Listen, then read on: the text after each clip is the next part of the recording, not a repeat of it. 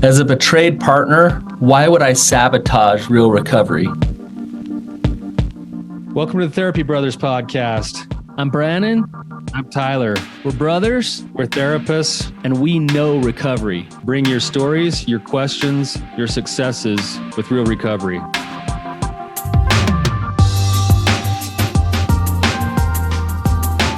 Hey, Tyler, you ready to have some hard conversations? Let's do it. Let the Therapy Brothers podcast begin. Brannon, what's going on, man? Not much. How you doing? Doing great. Woke up, got the dailies in, and feeling ready to go today.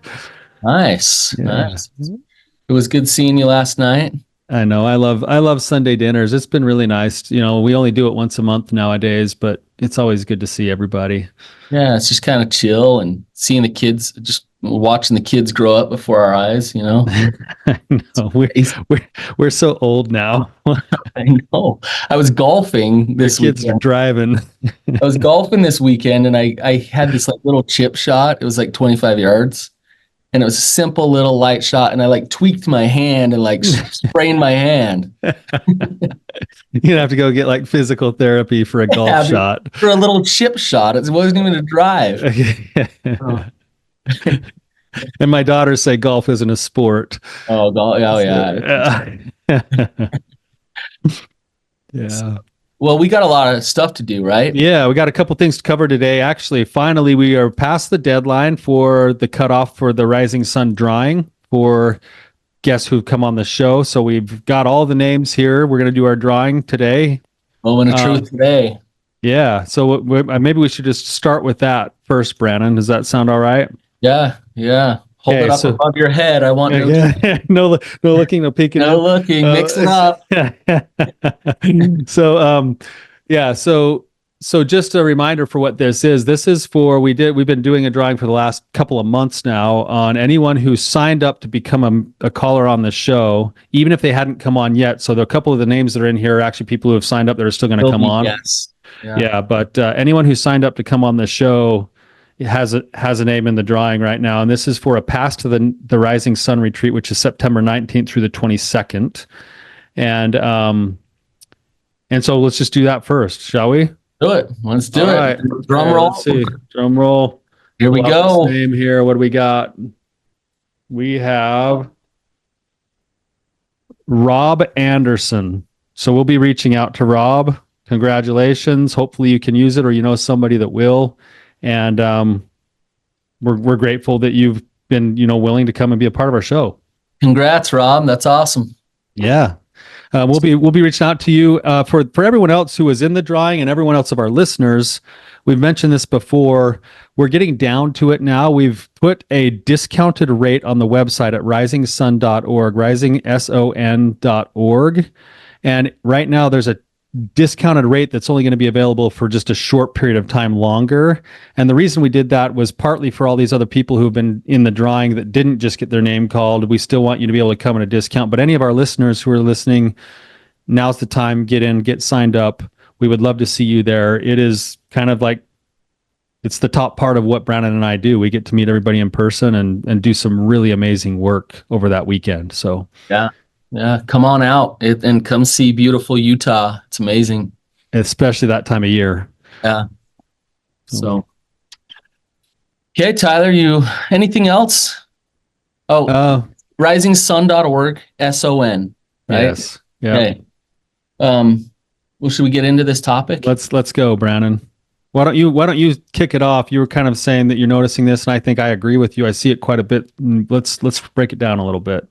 Yeah, so I mean, this comes from one of my roles with work now, which I love, is I get to supervise other therapists, and we do staffings every week, which means the therapists bring their cases to the meeting so that the really tough cases, so that they can talk through and get some guidance and counsel on where do I go with this and what do I do? And it's interesting because I'll have anywhere from 3 to 6 therapists sitting around as we talk about certain things. But it's interesting, a lot of the same couples come up again and again and again and again, and the same patterns again and again.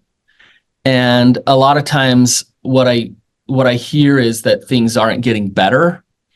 And as I listen, both partners will sabotage recovery and throw things in the way so that real vulnerability and intimacy doesn't start to happen in the relationship. But it's interesting to me, and we wanted to talk specifically about the betrayed partner. When we talk about recovery in terms of the relationship and individual recovery, why would a partner sabotage recovery? Why would a partner, they're paying money to come to therapy. They're in a lot of pain. They're not happy, oftentimes with the relationship and oftentimes within themselves. So why sabotage it? And in what ways does sabotage happen? I think sometimes unconsciously that's going on. People don't even realize they're doing it, but they're doing it. So I guess my question to you is just to start with those things, is why would somebody sabotage recovery? And in what ways do people sabotage recovery? Great question. So just to be clear, we're kind of focusing on the betrayed side today, even though we would all agree that a lot of the people that we work with that are struggling with like the compulsive behavior or the addiction, they're famous for figuring out how to sabotage their own recovery, right? Yeah. So it does happen on both sides, but we're talking today more specifically on the betrayed side of things and trying to climb out of that hole of having been betrayed, dealing with the trauma, wanting to move into new life, new healing, sort of post-traumatic growth, and rebuilding the relationship, right? Because at the heart of almost every spouse's concerns, especially when they're staying in the relationship, is they actually want to rebuild the relationship and have it be something better or new than what they were coming from. Tyler, I think I believe in the people that listen to our podcast. Like, I think our audience is mature. And when we have these type of discussions, we know that it can trigger like, oh, you're victim blaming, or yeah, you just say I'm the problem or whatever. This somebody who's mature, who actually wants to work recovery, will understand that this isn't about blame. We're not trying to blame anybody. It's about consciousness. It's about becoming aware. Am I, and somebody who's in a deep state of sabotage, they may not even be aware of it. They might hate this episode. Yeah. Because they're not aware of it. They don't want to move forward. They don't want to get better. And so to hear some of these things could really rub them wrong and not be very comfortable for them. Yeah. And it's interesting that you said, because you said they don't want to move forward and they don't want to get better. But when you meet with them in person, they'll tell you, absolutely, I want to move forward and I want to get better. And then when it comes to the rubber meeting the road on what the work is that would mean moving forward, that's where they get bogged down and say, no, I'm not going to do that. Yeah. So it's it's in a certain sense, it's like, whether it's conscious or subconscious, it becomes a case of the little red hen story, which is like, I want to eat the baked bread, but I don't want to do the things that it takes to grind the wheat, to make the flour, to mix the ingredients, to bake the bread, to have the bread. Because, and this is what we're going to get into today, is why? Like, what is it that leads to that sort of like halting point? And I'll just say this from like my perspective with a lot of the clients that I work with, I see this happen frequently where, you like, if I were to give kind of a typical sort of progress report with a partner, say you're married to a partner who actually does start to work their own recovery. So your betrayer or your addicted partner actually does start to work their recovery. What will typically happen for a betrayed spouse is they walk through the door and first they're just kind of like swimming in, they don't know what they don't know. They don't know up from down in the relationship. Their world has been shaken, rocked, big time trauma sometimes. They don't know if they're safe anymore to stay or to go. They're trying to discern what to do. And the first beginning part of treatment is really just kind of getting reoriented and regrounded. It's like, let's get you breathing again. Let's get oxygen to your brain. Let's get you thinking. Let's get your feet planted emotionally. Let's get you grounded. Let's get you some tools to kind of like regulate the emotions so that we can start to make decisions moving forward from a grounded place. And we teach tools, and we address that like initial part of the trauma. I call it like triage work to begin with, because it's just like when somebody's bleeding out, you got to stop the bleeding. Right. That's what we try to do, right? But after that, then it starts to turn to, okay, what do I need to do to live my best life, to deal with the demons in my own closet, to make peace with the things that have happened to me, to work towards things like, the principles of wholehearted living with honesty and integrity and healthy boundaries, and eventually the process of working on letting go, surrender, forgiveness, all of that stuff. Right. And a lot of the partners that I work with will kind of get into that kind of work. And then that's where, as they get into that work, they experience a whole bunch of growth. They start to feel safe enough in their relationship now, and their quote boundaries are maybe holding things in place for them in a way that they think is now at least safe enough. And then that's where a lot of the partners that I work with start to kind of like hit a plateau. Mm-hmm. They start to stall out, and then they'll come in after several months, and they'll start saying, I can't seem to move forward in my recovery. Like, I know they'll even say in behind closed doors, they won't tell their partners this, but I know he's in recovery. Like, I actually see that my partner is doing their work, and it kind of actually like bugs me, and it scares me because I'm still miserable and I don't know what to do with this now. Mm-hmm. And then that's where the next level comes in, is like they need to be going through their grieving process of dealing with anger, sadness, loss, surrender. And that work almost feels like it starts to make me push them backwards, because they've been scrambling to find solid footing for so long. And the next step in the recovery process is to actually, in some ways, step back off the edge of another cliff. Mm-hmm. To take the risks of faith and belief and, heaven forbid, pieces of trust again, and looking at themselves in the mirror and saying, what about me do I need to work on that's making me so triggered about all of these things? Like, what about, and that work is really, really difficult work to do. Yep. I think what at kind of the heart of this and everything you just said is we think, like, we have this illusion where we believe that being comfortable means that you're in a good place. And so how this plays out with what you just said is, like, if I'm bumping along in my relationship, like I'm just bumping along and I'm oblivious to certain things, or I don't really want to address certain things because they're too uncomfortable. And then my partner goes out and cheats on me. All of a sudden, like, it kind of throws in my face some things to work on. I am uncomfortable, like very uncomfortable. And like I said, betrayal is an opportunity for an individual to look within. I know that's hard to hear some, but like if you betrayed me, Tyler, as my brother, I could very easily stay stuck on you. Why would he do it? He's horrible. He's awful. But if I had all kinds of feelings, if I had all kinds of things going on inside of me around it, that's opportunity for me to get to know me. Yeah, what is it that's causing this response in me? And yeah, let me understand myself better. And what do I need to make peace with here? That work is uncomfortable. That work is hard. That's like looking deep within yourself to say, who am I? How do I show up in relationships? What is my attachment like? What's my relationship with God like?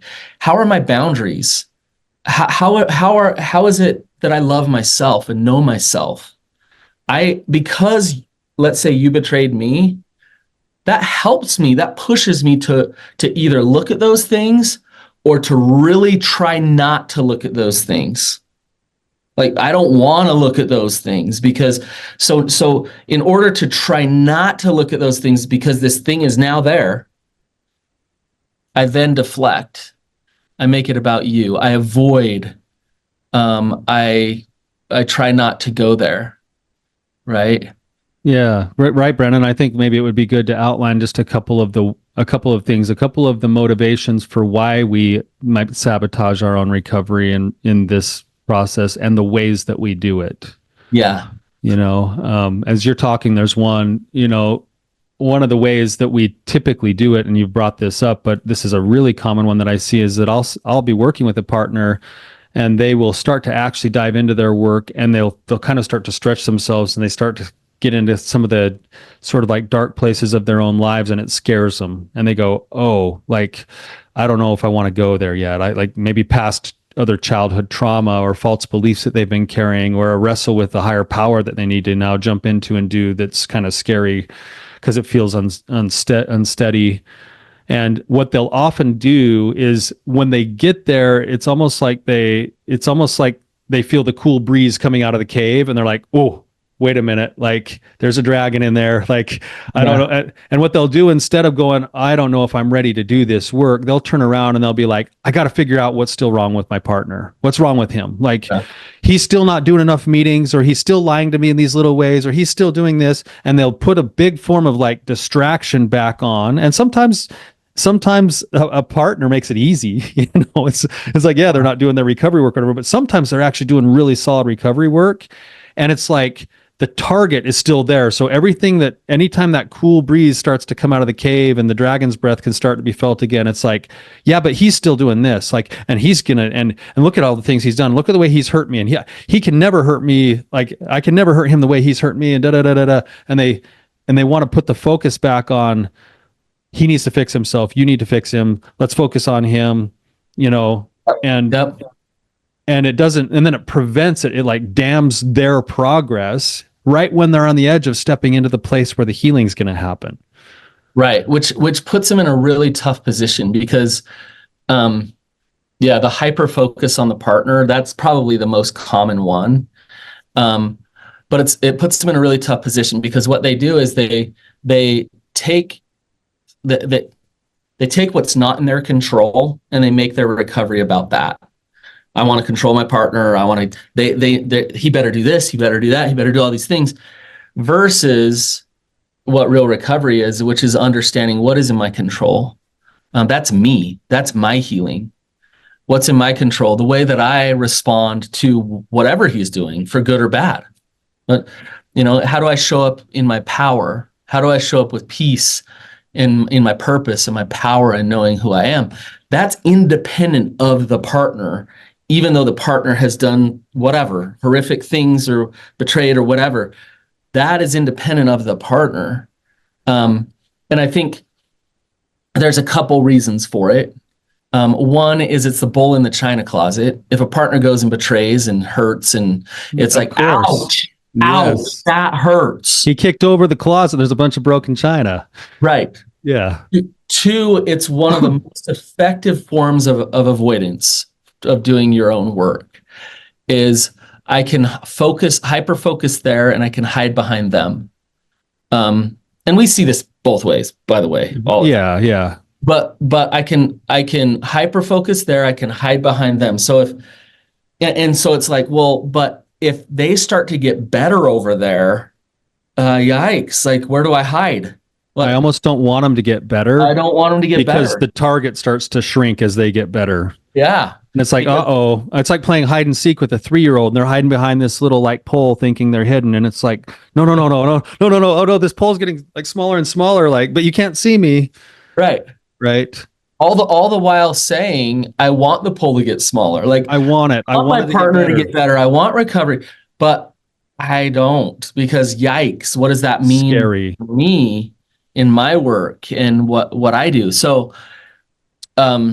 It means there's risk involved. I mean, they start to sense this, and like, oh, I've just spent the better part of my recovery trying to climb back out onto solid ground, and now that I'm on some kind of semblance of solid ground, I'm having to look over the edge of that and go, dang it, there's more ocean to swim here. And and I don't know if I can trust it yet, one way or the other, whether I'm staying in the relationship or not. And this is something I think is important that you brought up when you were talking earlier, Brannon, is the opportunity that comes with the betrayal. And now that's in the open is that it gives you the opportunity now to learn about yourself and what you will and you won't accept and tolerate in a relationship.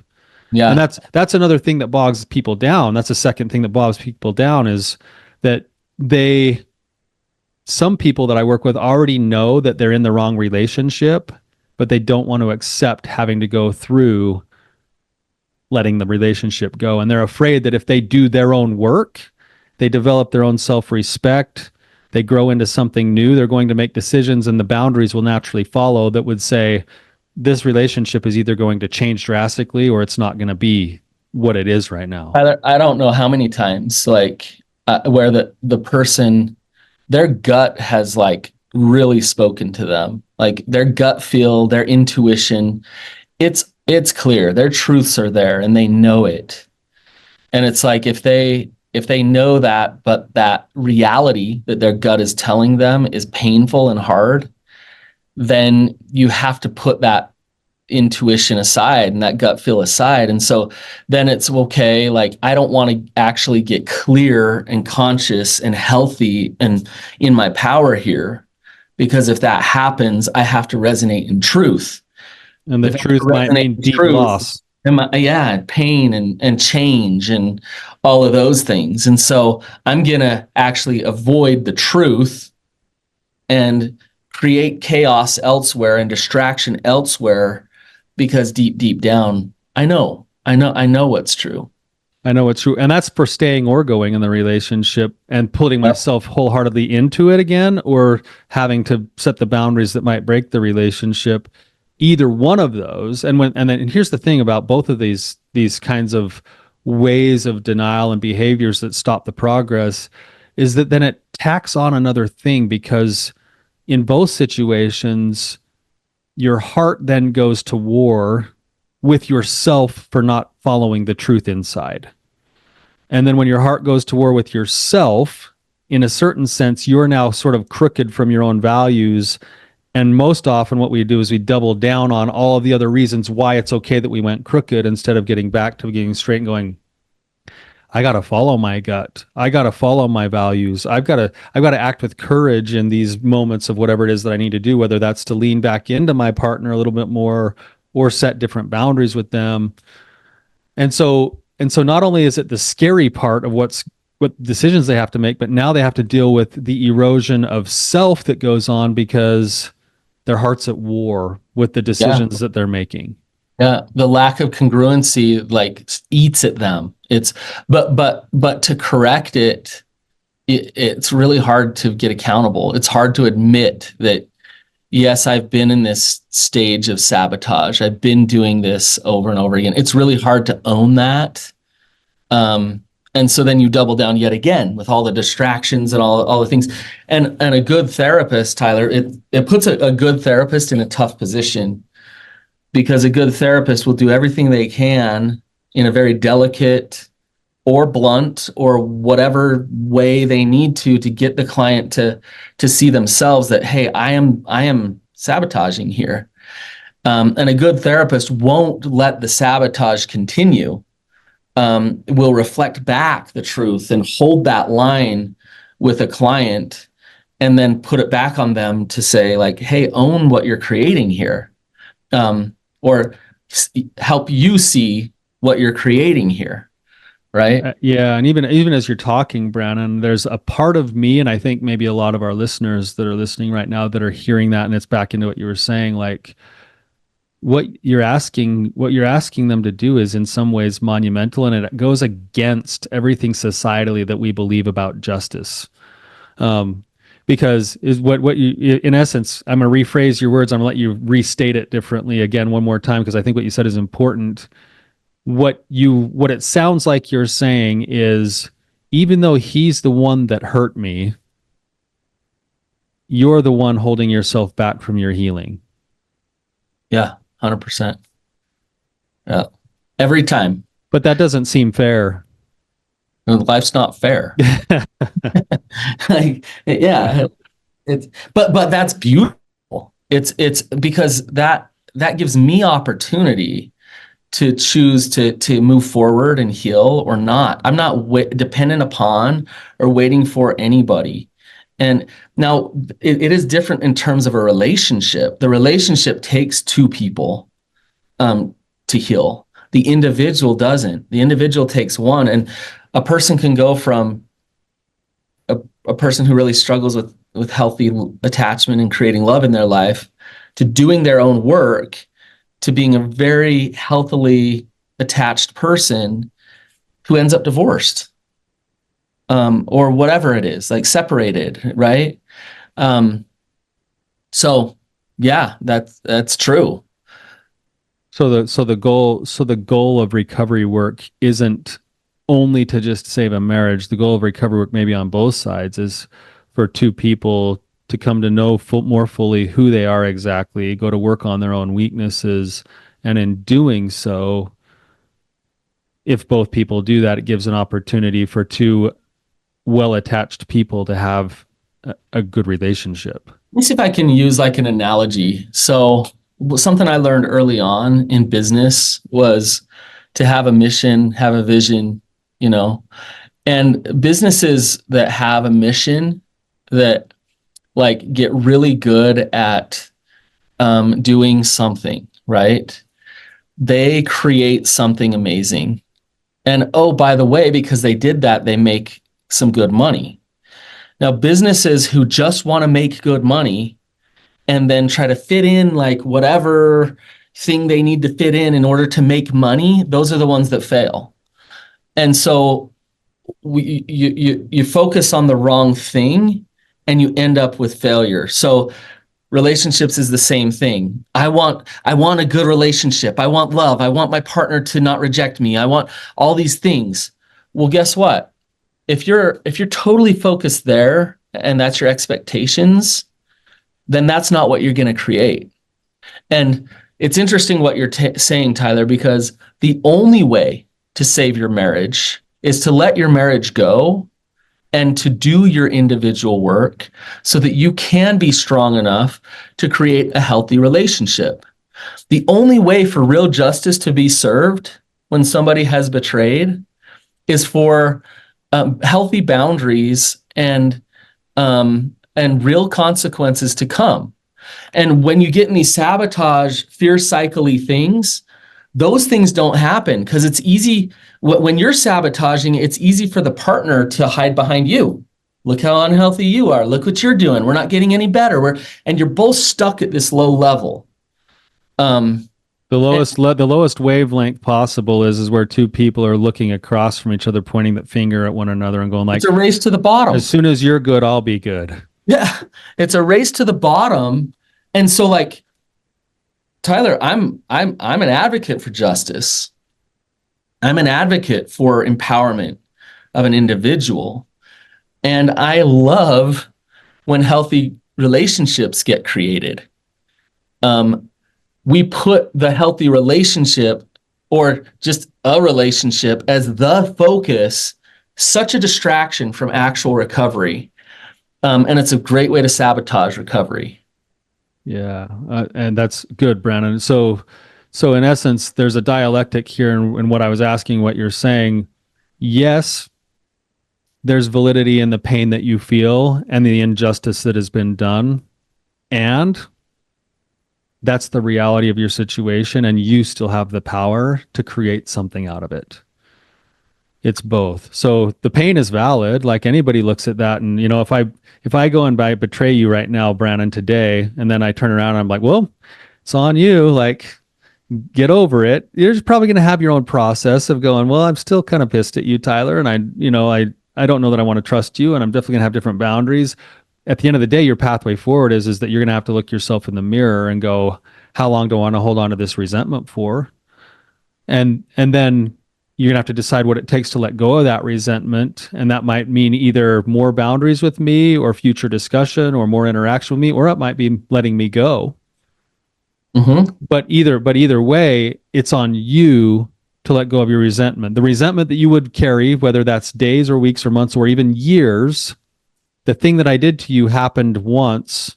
and you reperpetrated it yourself on yourself thousands of times more in the years to come. Yep. Yep. And you're the one who has the power to do the work to let that go. Yep.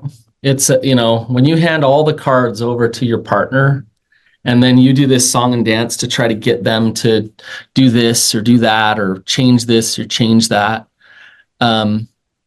it takes accountability and vulnerability away from you. I don't really need to do my work. I can just, point that they have all the cards over there. It also takes away opportunity. I think that's what you've been trying to say all along, Brannon, is it takes away opportunity, the opportunity for growth, for self-discovery, for new life, for wholehearted living. I look at like so many of these marriages that I deal with right now that stay. I look at couples and that I work with, and so many of them, they settle. They settle for the safety of not getting burned. And then they go for the next 20 or 30 years, just kind of being friends enough and safe enough and boundaried enough to not act out and to not have the betrayal anymore. But they don't really take the risk and do the work, the intense hard work of going, yeah, but we want to build something that is truly great, like wholehearted love. And it's, go ahead, Brannon. Well, I just to tack on to what you're saying, it's like, I believe God gives you opportunities to deal with your own fears and your own wounds in order to get you to that place where you can create those amazing relationships. I believe the things that have happened to you, and this is just Brannon's beliefs here, they're not by happenstance, they're by design. And I know that's hard to hear if you've been betrayed, because it's like, you're kidding me. God has like put this in front of me. I believe yes.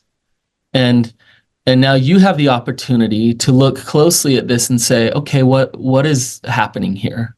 What do I get to learn? How do I get to grow? Tyler, I think of you, and not to go into details, but the trauma you had in high school, with the horrific event that you went through, like, there's probably still some residual of like, why? I don't understand that. But you could probably look back and say, I can understand it now some. I can get why I had to go through something like that in order to bless my life now. Right? Yeah, I mean, if you want to use that example, that's fine. Most people know I was a sophomore in high school when one of my best friends fell off a school roof, and I actually happened to feel responsible for it because I'd felt like an impression not to go up there that night, and I didn't say anything because I was the youngest one and didn't want to be left out.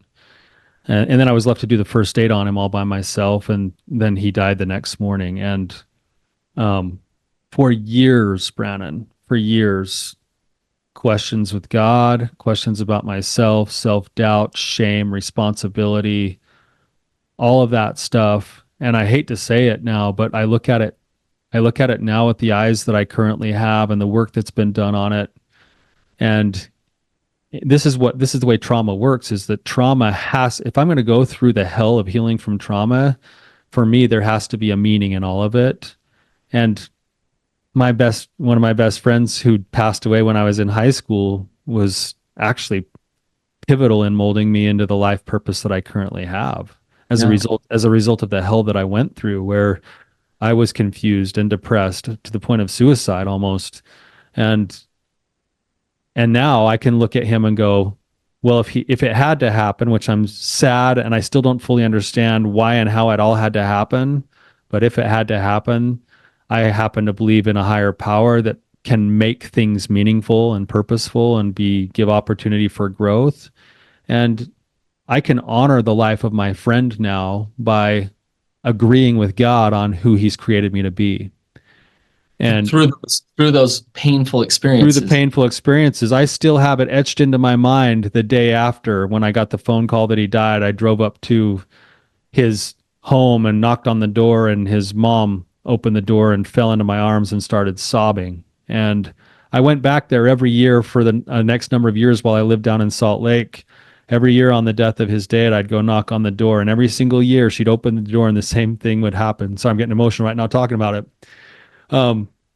She would open the door and she'd smile at me, and then she would cry, and she would rush into my arms and she'd hold me, and she would say, "Oh, it just feels so good to feel what it would be like to hold a boy the same age as mine." And that did something to me, Brannon. It taught me how to stand in the place of offering empathy, holding space, wanting to be the person who could receive and help people through their pain. It forced me into places where I had to do some counseling as a result of everything I went through. And in that counseling, I started to go, man, I could do this. I could help people. I could, like, this is maybe something I should be doing with my life. And it taught me a lot of things, that I'm the kind of person who stays in crisis. I'm not the kind of person who runs away. I'm the kind of person who rushes into the first date instead of running away. And like, all of that has been pivotal in creating my identity between me and God.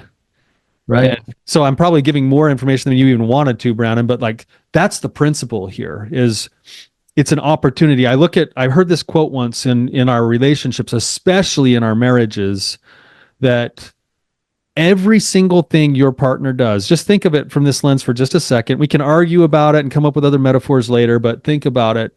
Every single thing your partner does is either an act of love or a cry for help. Mm-hmm. Everything. So if my wife goes out and cheats on me today, if I could only view it from the lens of that was either an act of love or a cry for help, I'll probably default to cry for help first on that one. But maybe it is an act of love. I don't know. But if I could only view it from that perspective, it would empower me to see it differently. And then I can make choices based off of that. And instead of taking it all personally, I'd go pursue what's the cry for help here, and let's figure this out. And that might include new boundaries and serious talks about my own feelings, but that's a cry for help or an act of love. And not about you, though. It doesn't define you. It's about her and what's going on with her. Now, the pain of it, you would feel that pain. And so there's this thing about I can own the pain. I can use that pain for purpose. And in a way, what is God doing through me with this pain? But I'm also not so over connected to my partner that I have to try to figure out how to control them in order to be okay. So this is a cry for help from her end, right? Like, that's all this is. Now, what does that mean? How do we navigate that? You kind of go from there, but you start with that interdependency of I'm okay unto myself. I can deal with grief. I can deal with pain. I can step into this process. I can learn from it, and I will come out better on the other end, no matter what happens here, right? And the reason I bring up your example, Tyler, is, we hear a lot of times like, well, you guys just don't get it. Like, you haven't been through what I've been through. You haven't been married to my spouse. You haven't been, and all that's true. All that's absolutely true. Nobody's been in your marriage but everybody has their own unique experiences. The principle holds true. Regardless of your unique experiences, the principle of growth, of gratitude, of acceptance versus of resistance, sabotage, yielding your power, those principles hold true no matter what you've been through. And that's why I wanted to bring up such a unique, hard, difficult trauma that you've been through, Tyler, because you have turned that into purpose. You have stepped into that pain, and I've seen you go through it in different ways. I saw you in your depression. I saw you when you were resistant to it. I saw you when you couldn't make sense of it. And I've seen the process unfold over time. So that's the principle that we wanted to flush out. When we're talking about, hey, don't sabotage recovery, it goes so much deeper. Yeah, and as you're talking, Brannon, I think I want to just say to anyone who's listening, who's feeling things right now, that using that example you just did with me is helping me also relate to the fact that there is a process that often gets worked too. It's not overnight. Like, there is a time when most of us are going to be in denial, and we're going to be in like bargaining, and we're going to fight with the reality of things, because that's what we do as human beings. What we're talking about is that eventually the pathway forward is to do all of that grieving, fight with it, be in denial, whatever you need to, but eventually the pathway forward will be through acceptance and surrender. Yeah. Surrender to things as they are. And when I've accepted things as they are, I have the power to make choices in reality. Yeah. And until I can get to that reality, I might be actually slamming my own fingers in the door and then being mad that my fingers hurt. Yeah. Yeah. Yep. You know. I hope, as we've talked about this, Tyler, it's gotten people to stop and take inventory of themselves, of like, how am I working my recovery? What part of the grieving process am I in? Am I stuck? Have we been going through the same thing again and again and again for years now? What would be the next steps? The next steps would be how do I not sabotage this anymore? How do we move forward? Because I'm ready to move beyond this part of the process of healing. So, all right, Tyler. Really good, Brannon. Thank you. Thank you to our listeners for being here with us. We love having you here. We love your feedback. And till next time, you guys. Keep on keeping on.